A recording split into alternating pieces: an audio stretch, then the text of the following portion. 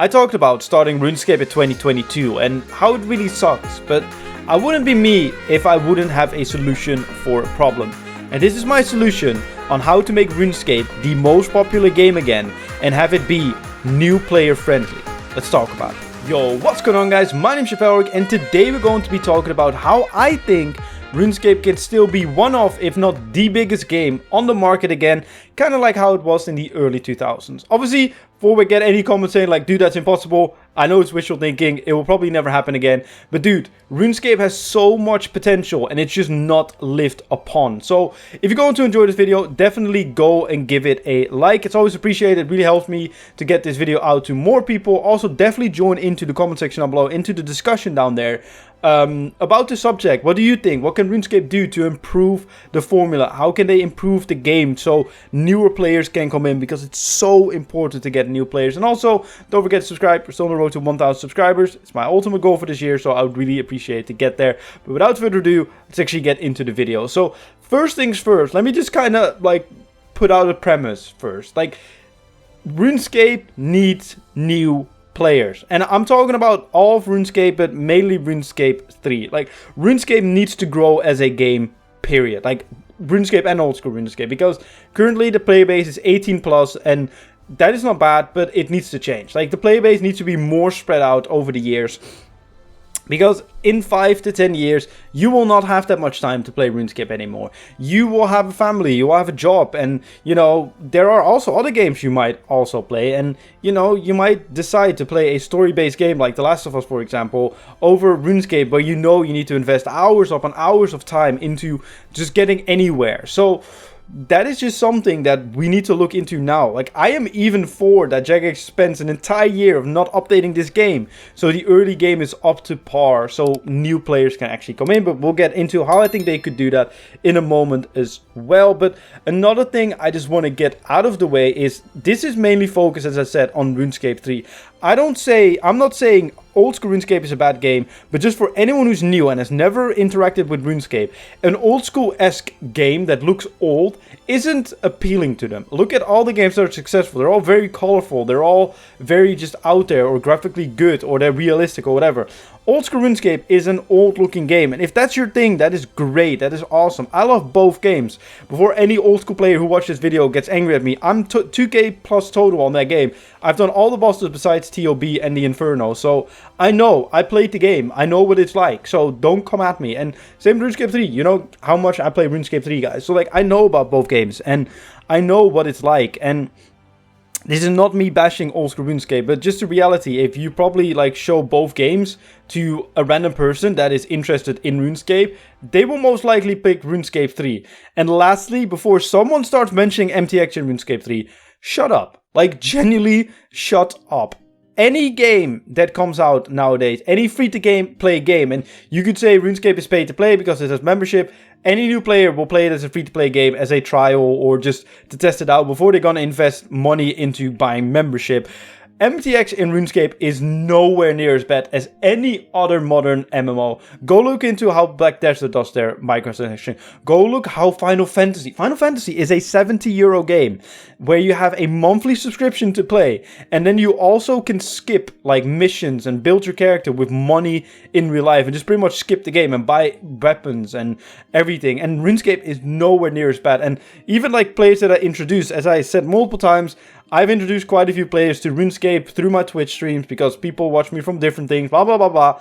And I asked them for this video as well. And they said like, dude, I didn't even know there were microtransactions. So they also told me that they play a lot of other free-to-play or just games in general. And they were really surprised that RuneScape had no microtransaction. I was like, bro, what do you want about? And I know it's there, and I know, you know, we rather not have it there, but it just brings in a lot of money. And as I said in why my microtransaction video is not that bad video, go check that out. Just pretty much, I'm saying there that, you know, the microtransactions itself are not bad. It's just what they do with it is really bad, because they don't do anything with it, which is the problem. But without further ado, let's get into it. I generally think that RuneScape can be that game again. That game that everyone plays who's interested in any type of game. If you look at the popularity of Genshin, obviously Genshin is a bit of a strange comparison because it's a hack and slash open world anime. Obviously everyone who loves anime is amazed that they can play a free to play open world anime game, and obviously, you know, anime girls, you know how that works with some guys. And if that's your thing, go for it. As long as it's not anything illegal, you do you, my guy. But, or girl, I'm not discriminating against anyone, but it's a bit different on that end. But I think what they really do is, first of all, marketing. RuneScape used to be everywhere. Any ad you would just see RuneScape ads everywhere on the internet. And you don't really have that anymore, which is something they, you know, should invest in. But I don't think they should invest into it now because RuneScape is too confusing to start. And that is just the problem of the game. There's something called Endgame syndrome. And Endgame syndrome is something I talked about on the channel before. It is something that comes up in gaming and just gaming, like the gaming industry as a whole, where it pretty much spawned from the amount of games, like free games, but also paid games that we have access to. If you go back in time, if you played around the same or started at the same time as I did, 2006, what games did you realistically have? I'm just from a normal family that didn't have like an extreme amount of money, just enough to get around and buy some nice things here and there. And I had like a couple Pokemon games, I had, you know, 1 or 2 racing games, I had Spyro, and I had RuneScape. That was it. If you look at your own Steam library right now, you probably have a shit ton of games. Obviously, you're a little bit older, but just in general, you have a lot of games. Think about all the amazing free-to-play games that you can play right now. Did you think about them? Yeah, that's a lot. There's so many games that you can just play free to play. And obviously, as I said, RuneScape is one of them as well. Because if you're a new player, you'll probably play free to play. I mean, you're not going to spend a membership on a game you don't even know if you like. But that is where endgame syndrome comes in. It's a psychological phenomenon that came into the gaming industry because of that. Where people either don't finish games in general. And, you know, the whole meme of like RuneScape gets good in the end game. It does. It really does get good in the end game. But people don't want to spend hundreds of hours to get there. And then realize, you know what, actually, I don't really like that game. So that is already one thing that is just not good. And two, another thing that is just a reality of it is the attention span of a person on average is 20 minutes. Think about RuneScape. What can you do in 20 minutes? Absolutely, well, not much, really. So there's just a lot when it comes to this kind of thing. And you could be like, oh yeah, this is just some people like thinking about this. No, this is generally just reality. This is just how people work. This is how the human psyche just works. This is an actual phenomenon that goes around in the gaming industry, just in general as well. So just imagine that with RuneScape. And that is where I think the early game can be so much more improved. Like, people nowadays just want to make progress and get that quick dopamine rush. And RuneScape is filled with dopamine. And one thing that I think that they can do is make free-to-play an optional tutorial. Let's make that clear. An optional tutorial. And when I mean free-to-play, I mean everything on free-to-play. Because I know there's an activity path. I looked into it.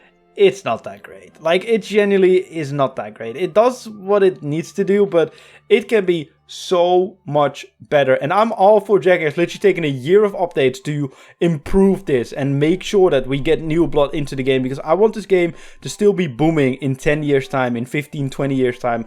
I would love to see that. But what do I mean with making free-to-play an optional tutorial? First of all, if you haven't started a RuneScape account anytime recently, then you probably don't know that when you start an account, you can say like, oh, I've never played the game before, I played the game before, but it's been a long time, or I'm a veteran player. Those are 3 options, and depending on which one you choose, RuneScape kind of explains you things along the way with like a tutorial, etc, etc. And that's already a good step, but I think they should fully change the I have never ever played this game before to I am going to play this game as a full-on tutorial. And what do I mean with a full-on tutorial? Because as I said, like, an activity path is already there. I think RuneScape needs to rewrite a whole, or needs to write a whole activity path, which is just, as I said, like, take that 20 minutes into account, but also give people some dopamine from something. So, you know, I don't know how you would like go about it in what order, but pretty much like think about Skyrim, right? If you've ever played Skyrim, or if you play Genshin or any other MMO, if you open your menu, you see all these quests you can do. And obviously quests in RuneScape are a lot different to most games. And I'm not saying you should change quests, even though some people would love that. I love quests how they are. They shouldn't change, but like they should take the quest concept of other games and just rename it, call it the activity path, where you just kind of just have a lot of objectives that you can complete and then get like a little reward from. Whether that's a new piece of armor that you, for example, make for like a little smithing task, or, you know, you get some coins from it and, you know, give them like 500 coins or 1,000 coins or whatever is fit. Obviously, I'm not into balancing on RuneScape. Like, I don't know what would be balanced, but for every little task, give them something that they want to please. And maybe even like for each task, give them some points that they can spend in some shop where they, you know, can get like some small XP lamps for like a hefty price, or, you know, get some cool cosmetics, and then at the end you can buy this cosmetic that shows that you completed free to play and everything.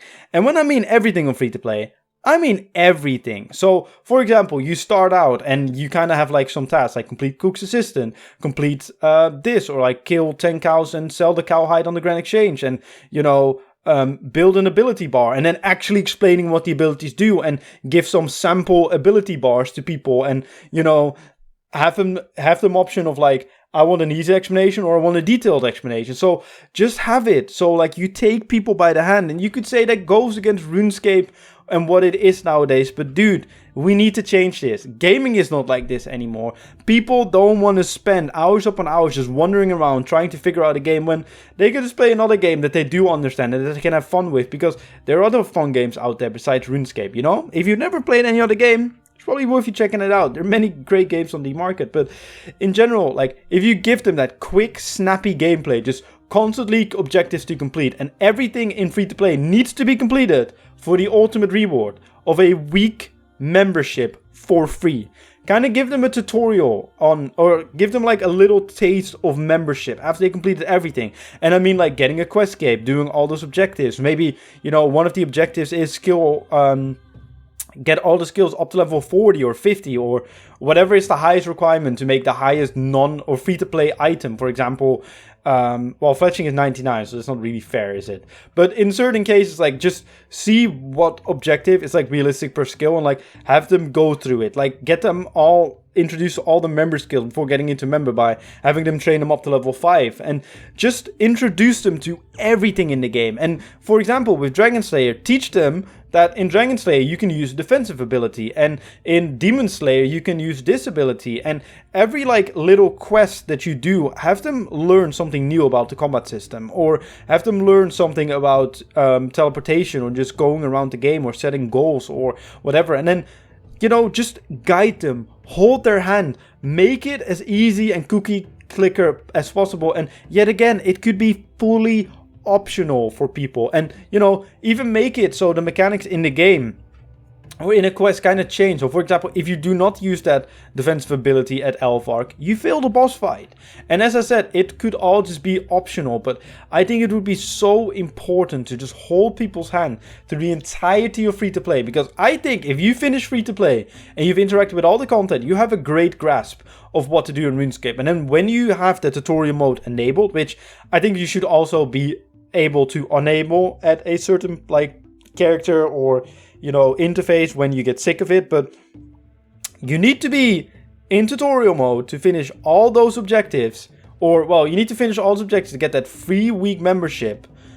And to also, when you get into the membership, you get some markers on what to work to towards RuneScape, and they pretty much tell you like, oh, these are a list of goals you can work to, and kind of like fade out the fade out the activity path, like quest-esque system into like regular RuneScape gameplay. So for example, in free to play, like everything you could do in free to play is added to it, and then when you go into members, like it slowly is like, okay, you know what, you know, you can, here are some starter quests that you can do that go on into a different storyline. They say like, okay, you finished Murder Mystery now, that goes into the King's Ransom storyline that you want to do, and then, you know, you have to figure out how to do King's Ransom storyline yourself. And that, like, same with like, okay, you've done Elemental Workshop 1, so there are 3 others that you can do, and so on with each and every single storyline. And I think if you do that, for example, with quests, but also with bosses, like, okay, now you killed the King Black Dragon and the Giant Mole and the Calvite Queen,